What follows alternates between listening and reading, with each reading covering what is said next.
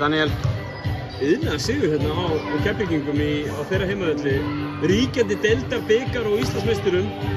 Ekki bara nokkuð ánægð með þessa frammistöðu? Já, þetta er í fyrsta lagi bara fáránlega verðskuldað án þess að hafa verið meistarar einhvern tímann, að vera meistarar. Og en við bara vissum að manneklu í þeirra lið og bara náðum að gíra okkur upp í bara góðan leik. Við vitum að það vantar stóra pósta en þrátt fyrir að leikurinn hafi verið svona pínu skrapp í eiginlega allan tíman. Bara auðveld sniðskot að geiga og margir tapaði boltar á báðum liðum og þá bara er frábært að halda þetta út. Það er svo ekki að draga úr þessu, þó það hefði verið mannekla í liði Keflavíkur, það voru 1-2 aðlandsleikmenn sem voru að spila mótið þetta í kvöld. Hljótur bara að geta verið svolítið ánægð með þetta núna. Það er auðvitað fáránlegt að tala um manneklu og það eru ennþá 2-3 landsliðskonur í liðinu. Þetta er svo fáránlega gott Keflavíkurlið og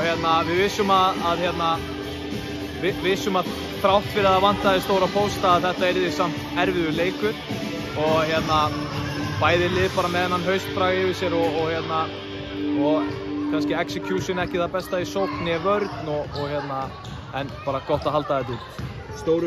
Stóru póstarnir sem að missi Lord Davos úr liðinu og síðust tímabilið að bæta við Amandine núna inn í liðið. Hún að koma inn á bara fullum krafti, svo sýndi hérna. Já, við Evrópubúarnir okkar sem við bættum við bara lofa mjög góðu.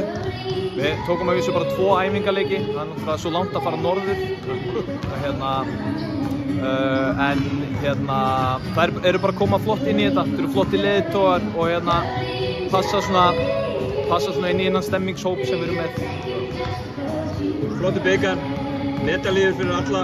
Er ekki gaman að geta komið heim með allavega einn í skápinn núna? Jú, það er ég man ekki hvað að sagt með það, fyrsti titill síðan 71 í kvennakörfu. Það er ágætt. Við finnum einhvern góðan stað fyrir þennan bara. Kærar þakkir Daniel og góða ferð. Takk fyrir það.